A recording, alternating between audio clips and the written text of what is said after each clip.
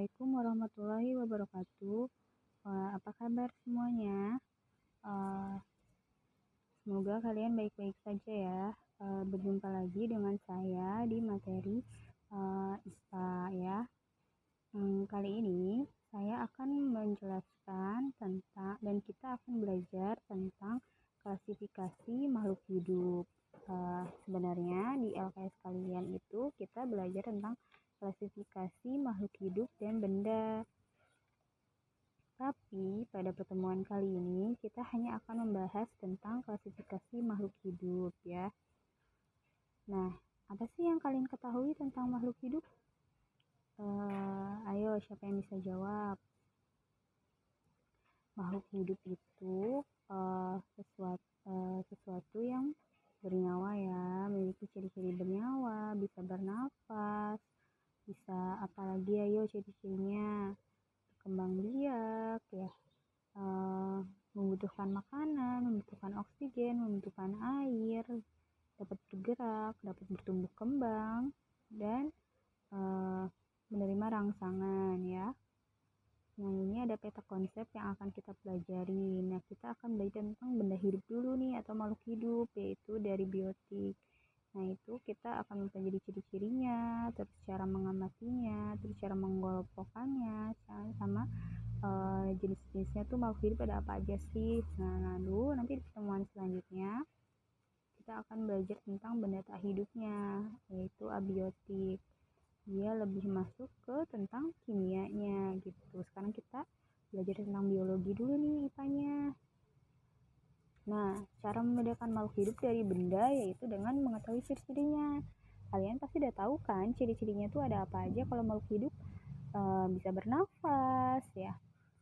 Kita membutuhkan oksigen untuk bernafas, serta oksigen itu yang akan kita gunakan untuk memperoleh energi gitu. Kok bisa sih dari bernafas kita mendapatkan energi gitu?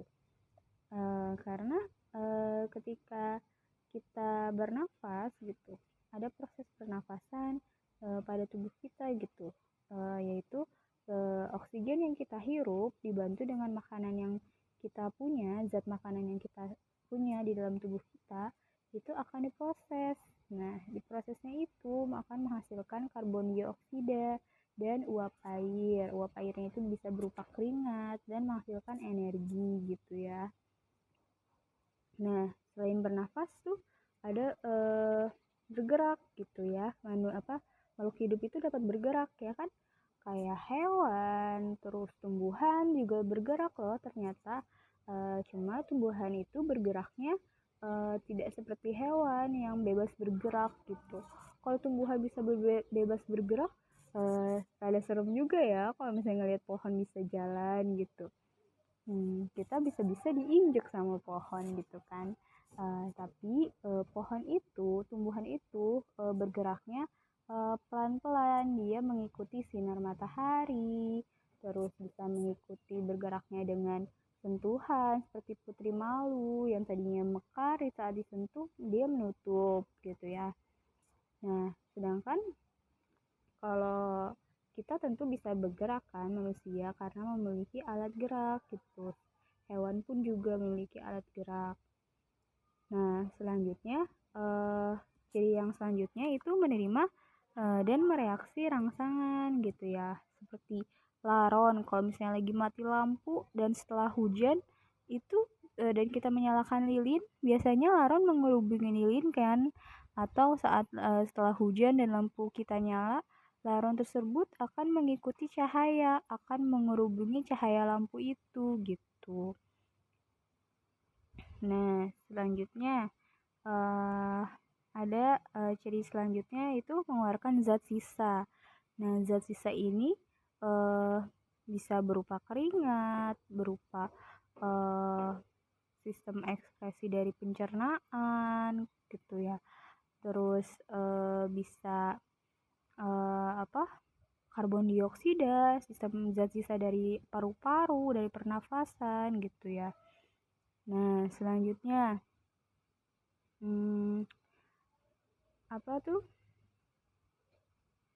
dari hati juga bisa dia menghasilkan hati itu menghasilkan apa ya? Saya lupa, nanti saya cari tahu dulu ya. Oh, kalau hati itu untuk mengeluarkan empedu gitu. Kalau ginjal untuk mengeluarkan urin, ya kan, urin itu air, buang air kecil kita. Nah, terus kalau kulit mengeluarkan keringat, terus dari paru-paru mengeluarkan karbon dioksida dan uap air gitu. Nah, sedangkan alat pengeluaran pada tumbuhan itu berupa stomata dan lentisel. Lentisel itu nanti akan kalian pelajari di bab selanjutnya gitu ya. Nah, terus selain dapat bertumbuh kembang, dapat mengeluarkan zat sisa, ciri-ciri makhluk hidup yang lainnya itu dapat tumbuh dan berkembang. Seperti kalian yang tadinya sejak lahir gitu, lalu kalian bertumbuh dan berkembang menjadi anak-anak, lalu menjadi remaja, ya kan. Nah, penglihatan kalian juga bertumbuh dan berkembang gitu. Maksudnya yang tadinya kalian saat bayi hanya melihat satu warna, seiring dengan berjalannya waktu, penglihatan kalian berkembang, dapat melihat banyak warna gitu, ya kan. Selanjutnya, nah kan kalau misalnya pertumbuhan itu dia tidak dapat balik lagi. Kenapa? Saat kalian bertumbuh menjadi tinggi, tumbuhan juga bertumbuh menjadi tinggi batangnya, itu tidak akan bisa kembali menjadi pendek gitu. Karena dia memiliki sifat irreversibel atau tidak dapat balik lagi. Nah, sedangkan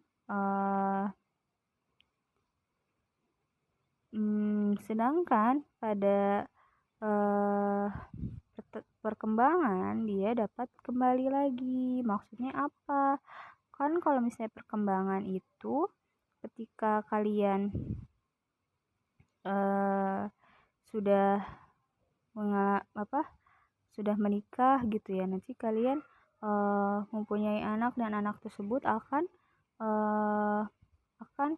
tumbuh lagi dewasa gitu. Begitu juga tumbuhan, sama tumbuhan dari biji terus menjadi kecambah, dari kecambah menjadi tumbuhan dewasa, dari tumbuhan dewasa berbunga dulu, terus lalu berbuah, lalu menghasilkan biji lagi, dan begitu seterusnya. Makanya perkembangan itu dia bersifat reversibel, dapat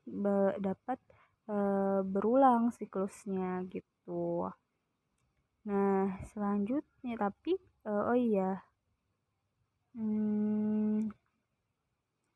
selanjutnya berkembang biak.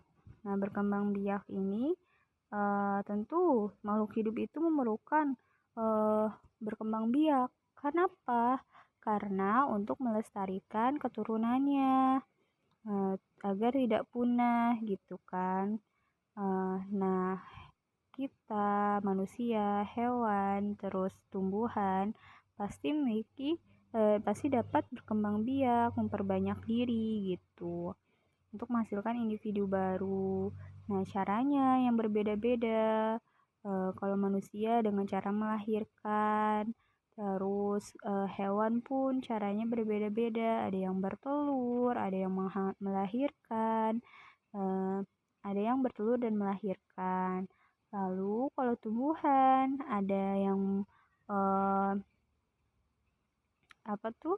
menggunakan spora, menggunakan bunga berkembang biaknya. Kalau spora itu seperti tumbuhan paku gitu ya. Terus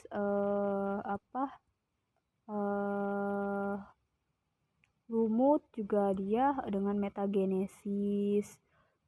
Lichen nanti kalian akan mempelajari di pertemuan selanjutnya gitu. Nah, selanjutnya memerlukan makanan. Tumbuhan itu memerlukan makanan gitu. Oh iya, tumbuhan juga tadi setelah. Nah, kalau misalnya pada pertumbuhan pada berkembang biak pada tumbuhan itu dia ada dengan cara vegetatif dan ada cara dengan eh ini generatif. Nah, apa bedanya? Di LKS kalian ada tuh di halaman 22. Kalau misalnya eh, vegetatif itu dia cara reproduksinya aseksual, sedangkan kalau misalnya generatif dia reproduksinya seksual gitu. Nah, kalau misalnya perkembangbiakan secara generatif adalah peristiwa terbentuknya individu baru yang didahului oleh pembuahan fertilisasi. Nah, sedangkan kalau misalnya secara vegetatif, dia terbentuknya individu baru itu tanpa didahului oleh pembuahan. Nanti kalian bisa baca ya di LKS halaman 22. Nah, selanjutnya, makhluk hidup memerlukan makanan, ya kan? Makhluk hidup memerlukan makanan. Dia tentu makanan tersebut atau minuman tersebut akan diproses untuk menjadi energi gitu, untuk menggantikan sel-sel yang rusak untuk pertumbuhan gitu ya. Itu di makanan tersebut diperlukan oleh hewan, tumbuhan, dan manusia gitu. Ketika kita tidak memperoleh makanan, tentu kita akan lemas, tentu kita akan eh, tidak memiliki energi gitu. Begitu juga hewan dan tumbuhan gitu. Tumbuhan ketika tidak disiram oleh air, ketika tidak diberi pupuk, tentu akan layu ya kan? Tentu akan mati kemudian. Nah, eh tapi tumbuhan itu dapat membentuk makanannya sendiri. Nah, ketika kalian memberikan pupuk dan air, nah pupuk dan air tersebut akan diolah oleh tumbuhan dan cahaya matahari yang dia mendapatkan cahaya matahari kan tumbuhan tersebut. Nah, dia akan memproses membuat makanan sendiri, yaitu proses pembuatan makanannya berada di daun oleh fotosintesis disebut nama prosesnya. Proses pembentukan makanannya itu disebut fotosintesis. Nah, sedangkan hewan tidak dapat tidak dapat melakukan fotosintesis karena hewan tidak memiliki zat klorofil gitu. Sehingga hewan ataupun manusia itu mendapatkan makanannya dari organisme lain, dari makhluk hidup yang lain gitu. Seperti misalnya harimau mendapatkan makanan dengan cara berburu rusa misalnya, atau burung burung memperoleh makanannya dari biji-bijian gitu dan lain-lainnya. Nah, selanjutnya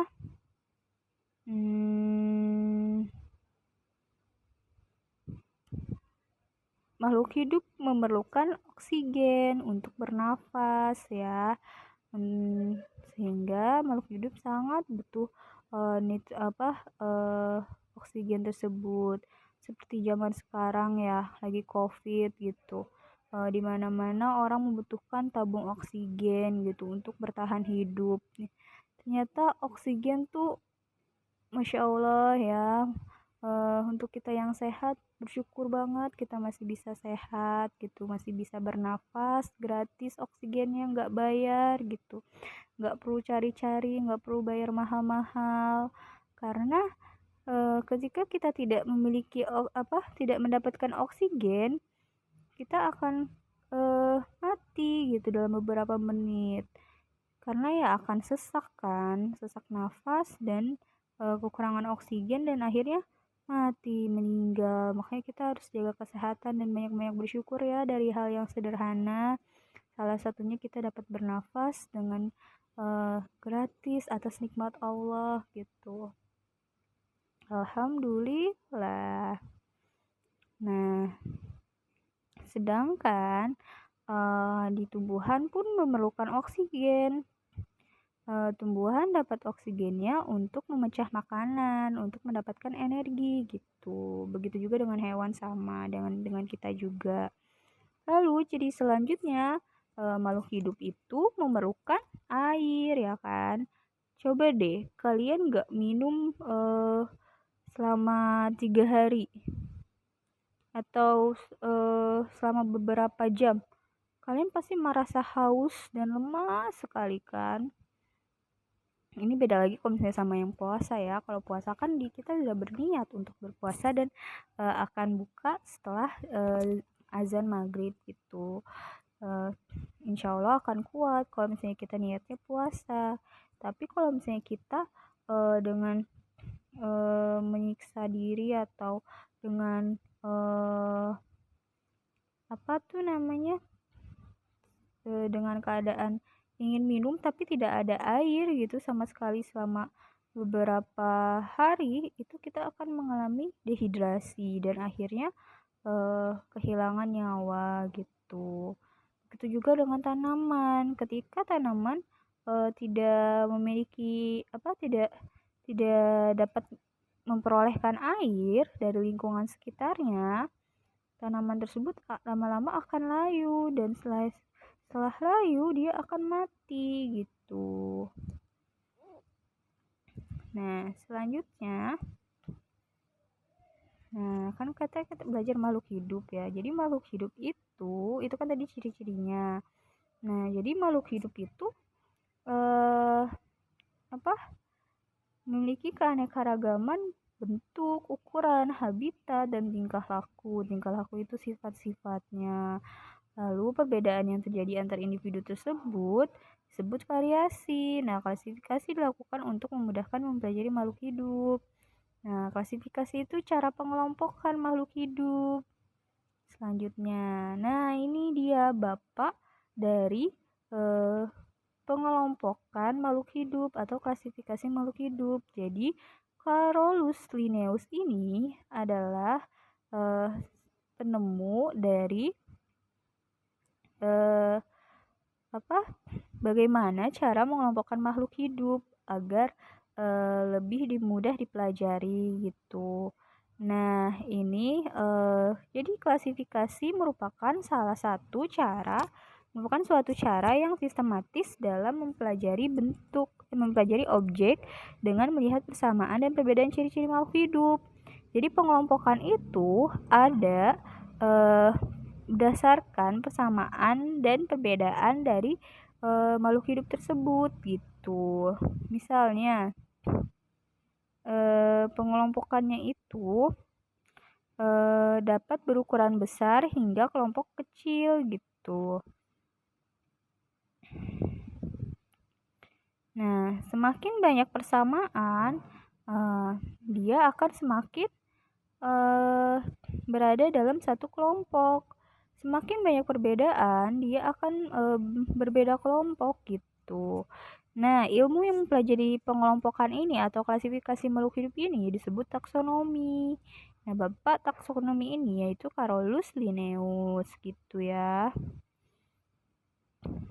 Nah, ini dia tahapan klasifikasi. Nah, tahapan yang dilakukan untuk melakukan klasifikasi atau pengelompokan makhluk hidup itu ada 4, yaitu identifikasi atau pencanderaan ciri-ciri makhluk hidup. Jadi kalian lihat dulu tuh, amati dulu persamaan dari ciri-ciri makhluk hidup itu ada apa aja yang dimiliki oleh makhluk tersebut. Misalnya kalian mengamati kucing gitu ya, mengamati kucing, terus mengamati burung, mengamati kelinci misalnya. Nah, itu kalian lihat tuh ciri-ciri makhluknya, ciri-ciri makhluk hidupnya tuh ada apa aja sih yang berada pada hewan-hewan tersebut. Nah, nanti setelah kalian mengetahui ciri-cirinya, kucing dan kelinci berbulu nih. Burung dan ayam cara berkembang biaknya dengan bertelur. Nah, itu dia akan dikelompokkan berdasarkan persamaannya yang ditemukan gitu. hewan-hewan berbulu berkumpul sama hewan-hewan berbulu, hewan-hewan yang melahirkan berkumpul sama hewan-hewan yang melahirkan, cara berkembang biaknya, hewan-hewan yang berkembang biaknya dengan cara bertelur berkumpul dengan hewan-hewan yang hewan-hewan yang bertelur juga gitu. Kan nggak mungkin gitu. Kucing dan burung berada dalam satu kelompok karena kucing dan burung memiliki ciri-ciri yang berbeda ya kan. Terus setelah itu baru diberi nama takson, pemberian nama takson. Nah, pemberian nama takson itu apa sih? Nah, ini dia. Sebelum kita memberikan nama takson, itu kita harus tahu dulu urutan taksonnya, urutan tingkatannya dalam pengelompokan itu ada apa aja. Nah, jadi dalam sistem klasifikasi, makhluk hidup dikelompokkan dalam suatu tingkatan atau takson. Dalam takson, makhluk hidup dikelompokkan berdasarkan persamaan ciri-ciri yang umum hingga khusus. Dari yang umum, dari kingdom atau kerajaan, turun ke spesies, kingdom, filum, kelas, ordo, famili, genus, dan spesies. Itu dari kingdom ke spesies itu persamaannya semakin banyak.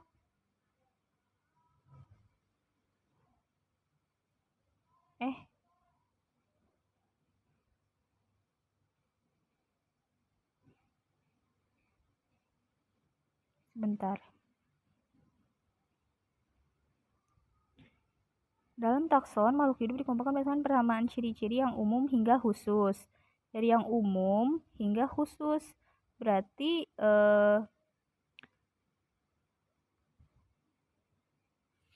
sebentar ya. Ini kayaknya saya ada salah persepsi.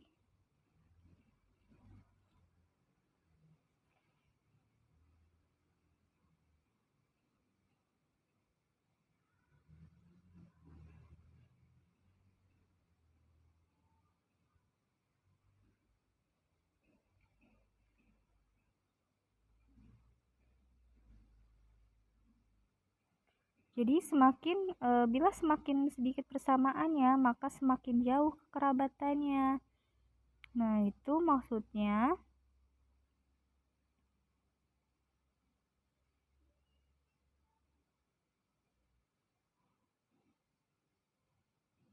tingkatannya semakin ke atas, itu dia dari spesies ke kingdom itu persamaannya semakin sedikit gitu.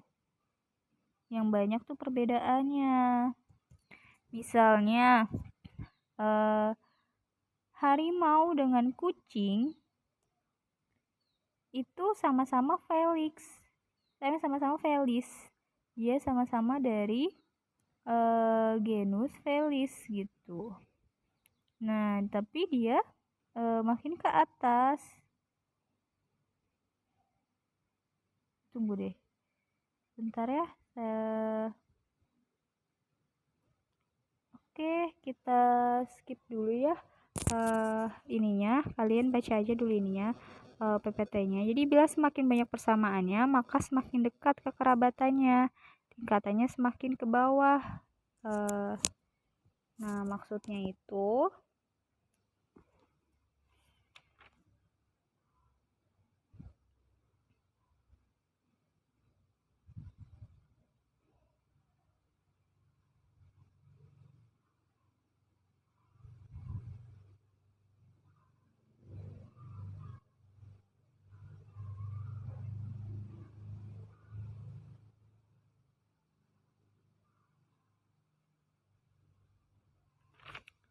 nih kita lihat contohnya deh.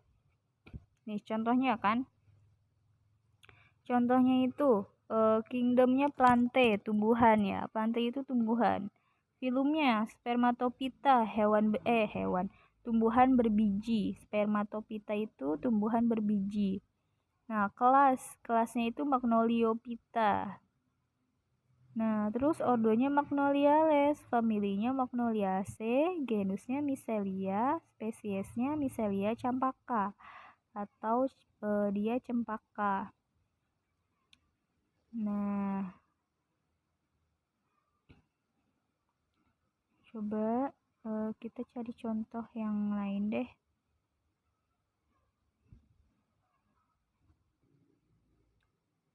Ya, nih contohnya klasifikasi pada kucing.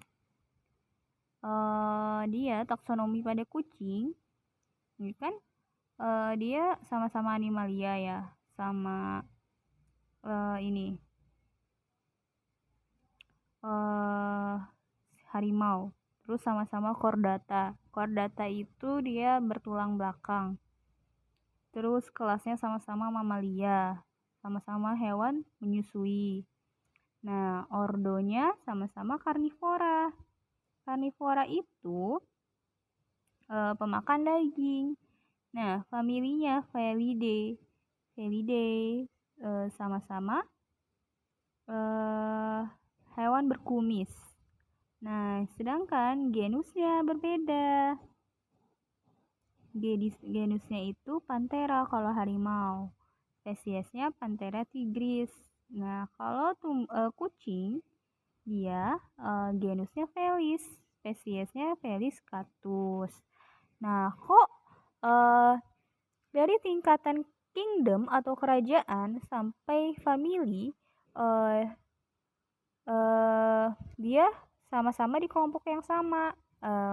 Maupun kucing dan harimau itu sama-sama di kelompok yang sama saat klasifikasinya tingkatannya itu tingkatan kerajaan atau kingdom sampai family gitu. Tapi setelah ke genus dan spesies dia berada di kelompok yang berbeda. Nah, jadi tuh maksudnya gimana? Jadi semakin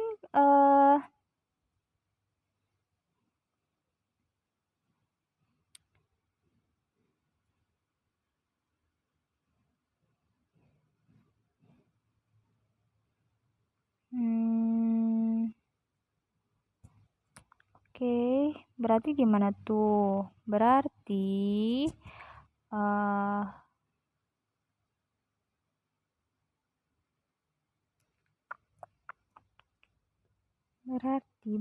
berarti maksudnya gimana tuh? Berarti bila semakin sedikit persamaannya, maka semakin jauh kekerabatannya. Berarti ini saya salah nih. Seharusnya semakin tingkatannya ke bawah, persamaannya semakin sedikit atau perbedaannya semakin banyak gitu. Nah, antara kucing dan harimau kan persamaannya makin sedikit karena saat berada di genus dia berbeda ciri-ciri gitu, memiliki ciri-ciri yang berbeda. Sedang berarti ini saya kebalik. Di kolom yang hijau ini seharusnya bila semakin banyak persamaannya maka semakin dekat kekerabatannya, berarti semakin tingkatannya itu semakin ke atas. Ini saya kebalik nih yang di dalam kurungnya. Nanti saya revisi ya biar kalian tidak bingung. Nah, selanjutnya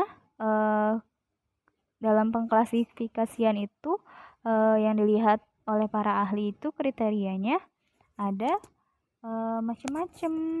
Kalau tumbuhan itu kriteria yang dilihat ada organ perkembangbiakannya, dia menggunakan spora, strobilus.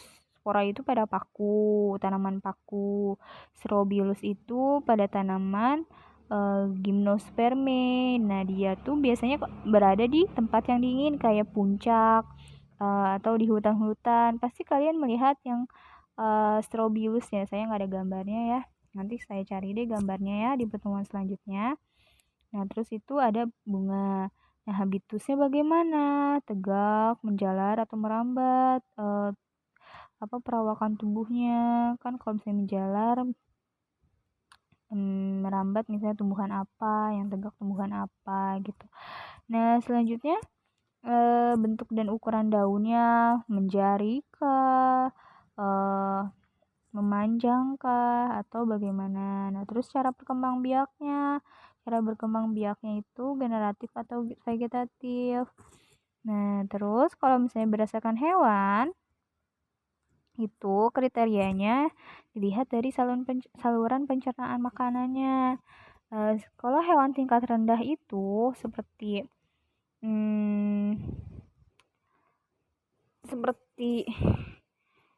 cacing ya kalau nggak salah, dia tidak memiliki saluran pencernaannya itu belum lengkap gitu. Nanti dicari tahu lagi deh hewan tingkat rendahnya itu apa. Kalau hewan tingkat tingginya itu sudah memiliki saluran pencernaan. Nah, selain saluran pencernaan, kriteria yang dilihat itu ada kerangka. Nah, kerangka ini ada kerangka dalam dan kerangka luar. Kalau kerangka di luar tubuh atau exoskeleton itu dia mirip contohnya itu belalang. Nah, sedangkan kalau endoskeleton itu contohnya di gajah yang tulangnya itu berada di dalam kulit gitu. Nah, sedangkan ada hewan yang endoskeleton dan exoskeleton. Contohnya itu kura-kura dan penyu ya. Nah, terus anggota gerak berdasarkan kriteria selanjutnya itu berdasarkan anggota gerak. Ada berkaki 2, berkaki 4, dan tidak berkaki gitu. Selanjutnya, nah cara untuk memudahkan dalam klasifikasi makhluk hidup itu ada yang namanya kunci determinasi atau kunci identifikasi. Dia merupakan petunjuk yang digunakan untuk mengidentifikasi kelompok maupun jenis organisme gitu. Nah, ini contoh tabelnya. Jadi, pada kunci identifikasi ini tercantum ciri-ciri organisme yang akan diidentifikasi yang bersifat spesifik. Dan biasanya itu memiliki 2 pilihan. Ya, seperti pada contoh nomor 1. Itu ada 2 pilihan, bertulang belakang, yang A, yang B tidak bertulang belakang. Nah, jika kamu memilih pada hewan yang kalian amati itu, misalnya kalian mengamati kucing ya misalnya, memiliki tulang belakang. Nah, berarti kalian pilih nomor 1A tuh. Terus kan tadi ya titik 2 ya. Ini kan saya milih yang A. Dia 2 titik. Berarti kan kedua. Berarti pindah ke nomor 2. Nah, misalnya hewan tadi kalian mengamati kucing. Tubuh tidak selalu basah. Berarti B kan, 2B. Nah, 2B ini merujuk selanjutnya pindah ke arah nomor 4.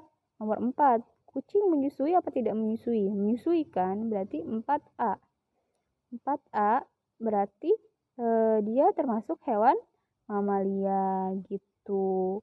Jadi kunci determinasinya itu 1A, 2B, 4A, mamalia gitu.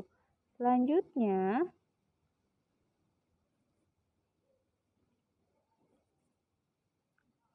metode penamaan ilmiah. Nah, metode penamaan ilmiah ini menggunakan sistem binomial nomenklatur dari Linnaeus. Bi itu artinya 2. Jadi, sistem penamaan ini menggunakan 2 suku kata. Kata yang pertama, dan biasanya itu nama spesies yang digunakan itu berbahasa Latin ya. Nah, contohnya apa? Dan kata pertamanya biasanya huruf depannya ditulis kapital atau besar.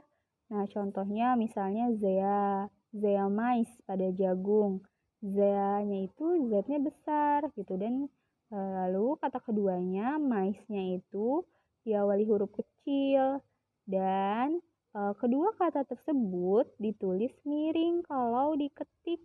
Kalau ditulis tangan itu kalian garis bawahi. Nah, Tujuannya apa? Tujuannya untuk memudahkan kalian membaca dan membedakan dari tulisan-tulisan yang lain. Contohnya nih kan, zeamais-nya miring, Z-nya jangan lupa garis besar. Kalau misalnya kalian tulis di buku tulis, zeamais-nya itu digaris bawahi. Nah, contoh itu zeamais itu jagung. Jagungnya ditulis huruf biasa aja. Nggak usah dimiringin, nggak usah digaris bawahi gitu. Nah, ini klasifikasi makhluk hidupnya itu ada sistem klasifikasinya dibedakan menjadi 3 kayak ada sistem alami, ada sistem buatan, dan ada sistem filogenetik. Ini nggak usah terlalu didalamkan. Nah, jadi manfaat klasifikasi itu ada apa aja sih? Yaitu memudahkan mengenal makhluk hidup, memudahkan mempelajari makhluk hidup, mengetahui adanya hubungan kekerabatan antara makhluk hidup. Kalian jadi tahu, oh ternyata harimau dengan kucing memiliki kekerabatan, sama-sama di kekerabatan Felidae gitu. Begitu juga hewan-hewan yang lain gitu, atau tumbuh-tumbuhan yang lain. Kayak misalnya pisang juga. Pisang itu tidak hanya pisang yang kita makan saja, ada tumbuhan pisang, Musaceae, yang dia tidak memiliki buah pisang, tapi dia termasuk kelompok Musaceae gitu. Nanti kalian akan mempelajarinya lebih lanjut lagi ya. Nah, sampai situ dulu. Ada yang ingin ditanyakan? Jika tidak,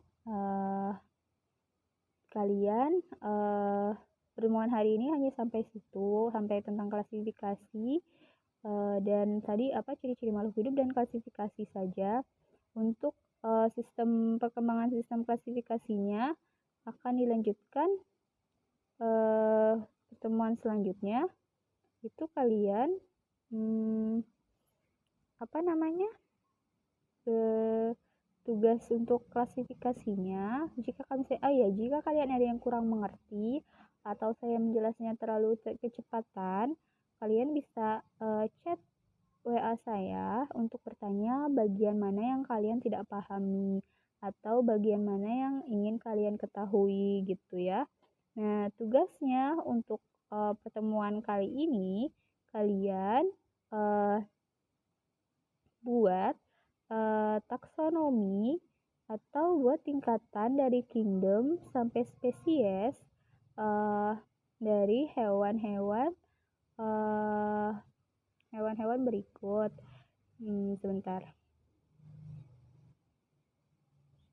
Sebentar ditulis saja.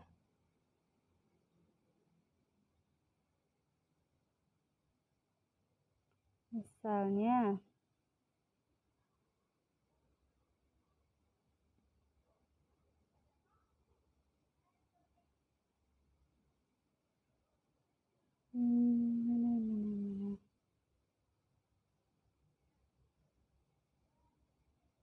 gimana caranya nulis?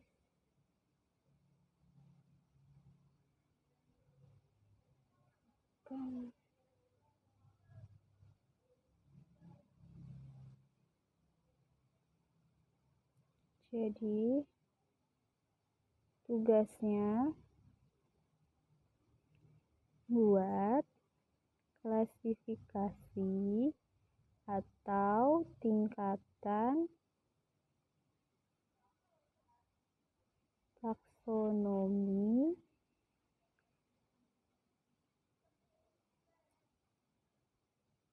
dari makhluk hidup dari makhluk hidup berikut. 1.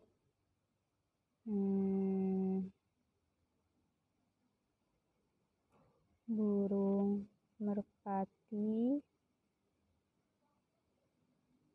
burung dara. Terus tumbuhannya jambu air dan jambu biji. kalian tulis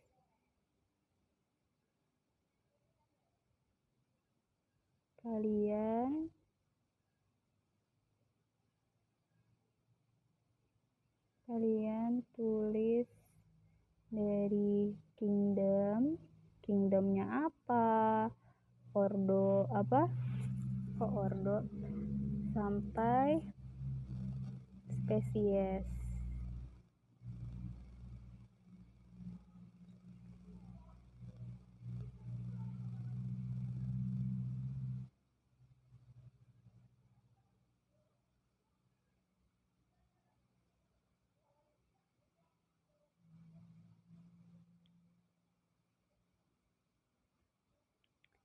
Sampai spesies. Jadi kingdom, phylum, atau